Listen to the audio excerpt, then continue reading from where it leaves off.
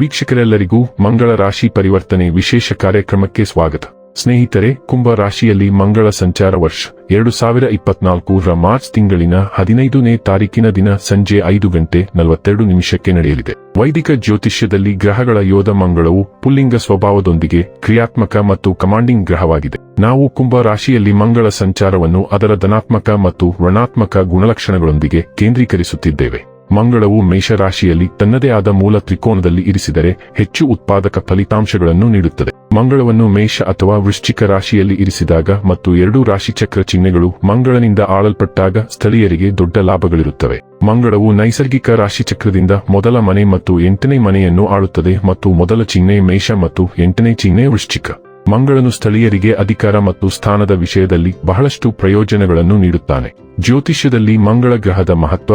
ಜ್ಯೋತಿಷ್ಯದಲ್ಲಿ ಮಂಗಳವನ್ನು ಸಾಮಾನ್ಯವಾಗಿ ಉನ್ನತ ಅಧಿಕಾರವನ್ನು ಹೊಂದಿರುವ ಕ್ರಿಯಾತ್ಮಕ ಗ್ರಹ ಎಂದು ಕರೆಯಲಾಗುತ್ತದೆ.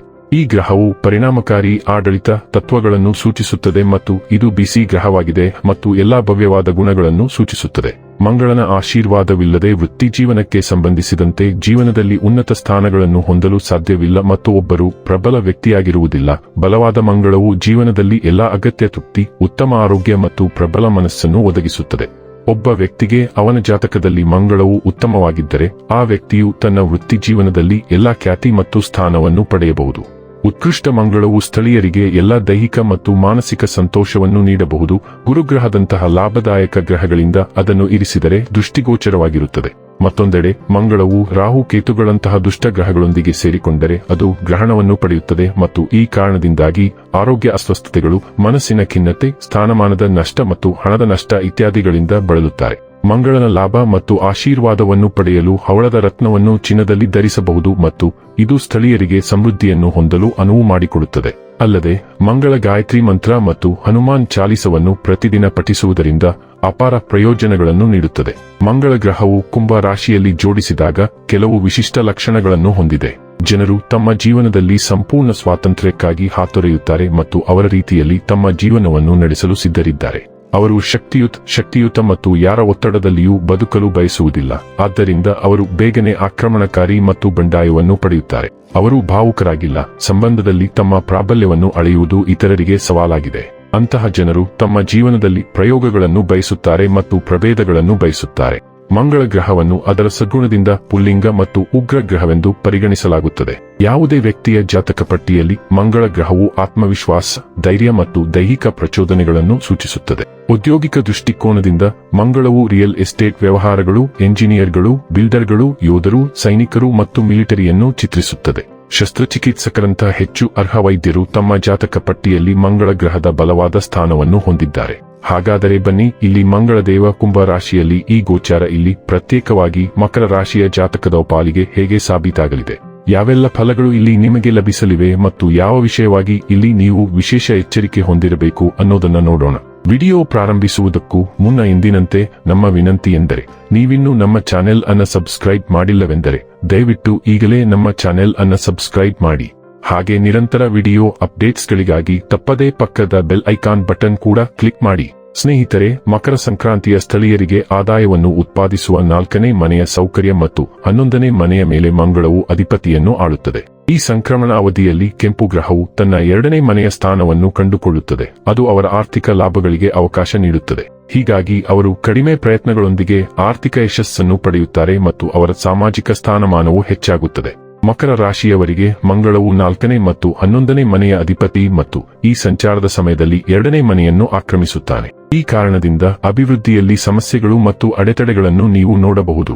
ಮನಸ್ಸಿನಲ್ಲಿ ಬಹಳಷ್ಟು ನಕಾರಾತ್ಮಕ ಚಿಂತನೆಗಳು ಚಾಲ್ತಿಯಲ್ಲಿರಬಹುದು ಮತ್ತು ಈ ಕಾರಣದಿಂದಾಗಿ ನೀವು ಪ್ರಗತಿ ಹೊಂದದೇ ಇರಬಹುದು ಮತ್ತು ಮಹತ್ವಾಕಾಂಕ್ಷೆಗಳನ್ನು ಸುಲಭವಾಗಿ ಪೂರೈಸಲಾಗುವುದಿಲ್ಲ. ವೃತ್ತಿ ಜೀವನದ ಮುಂಭಾಗಕ್ಕೆ ಸಂಬಂಧಿಸಿದಂತೆ ಇದು ಮಧ್ಯಮ ಸಮಯವಾಗಿರಬಹುದು. ಕುಂಭ ರಾಶಿಯಲ್ಲಿ ಮಂಗಳ ಸಂಚಾರ ಸಮಯದಲ್ಲಿ ಕೆಲಸದಲ್ಲಿ ಮನ್ನಣೆ ಸುಲಭವಾಗಿ ಸಿಗುವುದಿಲ್ಲ. ಇದು ಅವರಿಗೆ ಚಿಂತೆಯನ್ನು ಉಂಟುಮಾಡಬಹುದು. ವ್ಯಾಪಾರ ಮಾಡುತ್ತಿದ್ದರೆ ವ್ಯಾಪಾರವನ್ನು ಅಭಿವೃದ್ಧಿಪಡಿಸುವಲ್ಲಿ ಸಮಸ್ಯೆಗಳನ್ನು ಮತ್ತು ಅಡೆತಡೆಗಳನ್ನು ಎದುರಿಸಬಹುದು ಮತ್ತು ಹೆಚ್ಚಿನ ಲಾಭವನ್ನು ಗಳಿಸುವ ಸ್ಥಿತಿಯಲ್ಲಿಲ್ಲದಿರಬಹುದು. ಹಣಕಾಸಿನ ಮುಂಭಾಗದಲ್ಲಿ ಈ ಸಾಗಣೆಯು ಅನುಕೂಲಕರವಾಗಿಲ್ಲದಿರಬಹುದು ಮತ್ತು ಬೆಳೆಯುತ್ತಿರುವ ಕುಟುಂಬದ ಬದ್ಧತೆಗಳ ಕಾರಣದಿಂದಾಗಿ ಬಹಳಷ್ಟು ವೆಚ್ಚಗಳು ಇರಬಹುದು. ಮಿತಿಮೀರಿದ ವೆಚ್ಚಗಳ ಕಾರಣದಿಂದಾಗಿ ಉಳಿತಾಯದ ಸಾಧ್ಯತೆ ಇಲ್ಲದಿರಬಹುದು. ಸಂಬಂಧಗಳ ವಿಷಯಕ್ಕೆ ಬಂದಾಗ ಜೀವನ ಸಂಗಾತಿಯೊಂದಿಗೆ ಸೌಹಾರ್ದಯುತ ಸಂಬಂಧ ಸಾಧ್ಯವಾಗುವುದಿಲ್ಲ ಮತ್ತು ಹೆಚ್ಚು ವಾದಗಳನ್ನು ಹೊಂದಿರಬಹುದು.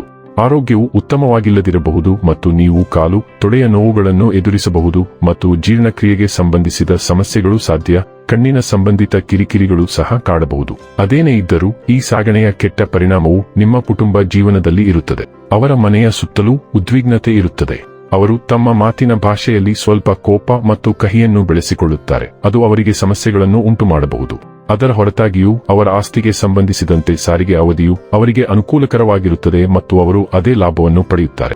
ಈ ಚಿಹ್ನೆಯ ವಿದ್ಯಾರ್ಥಿ ಸ್ಥಳೀಯರಿಗೆ ಸಂಬಂಧಿಸಿದಂತೆ ಇದು ಅವರಿಗೆ ಒಳ್ಳೆಯದಲ್ಲ, ಏಕೆಂದರೆ ಅವರು ತಮ್ಮ ಅಧ್ಯಯನದಲ್ಲಿ ಅಡೆತಡೆಗಳನ್ನು ಎದುರಿಸಬಹುದು. ಆರೋಗ್ಯದ ದೃಷ್ಟಿಯಿಂದ ಅವರ ರೋಗನಿರೋಧಕ ಶಕ್ತಿ ದುರ್ಬಲಗೊಳ್ಳುತ್ತದೆ. ಇದರಿಂದಾಗಿ ಅವರು ಅನೇಕ ರೋಗಗಳಿಗೆ ಗುರಿಯಾಗುತ್ತಾರೆ. ಆದ್ದರಿಂದ ಅವರು ಹೆಚ್ಚು ಮಸಾಲೆಯುಕ್ತ ಅಥವಾ ಎಣ್ಣೆಯುಕ್ತ ಆಹಾರವನ್ನು ಸೇವಿಸಬಾರದು.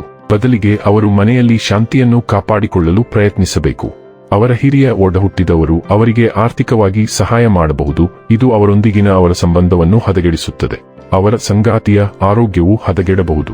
ಇನ್ನು ಕೊನೆಯದಾಗಿ ಮಾಡಿಕೊಳ್ಳಬೇಕಾದ ಉಪಾಯಗಳ ಕುರಿತು ನೋಡುವುದಾದರೆ, ಶನಿವಾರದಂದು ಶನಿ ಗ್ರಹಕ್ಕೆ ಪೂಜೆ ಮಾಡಿ.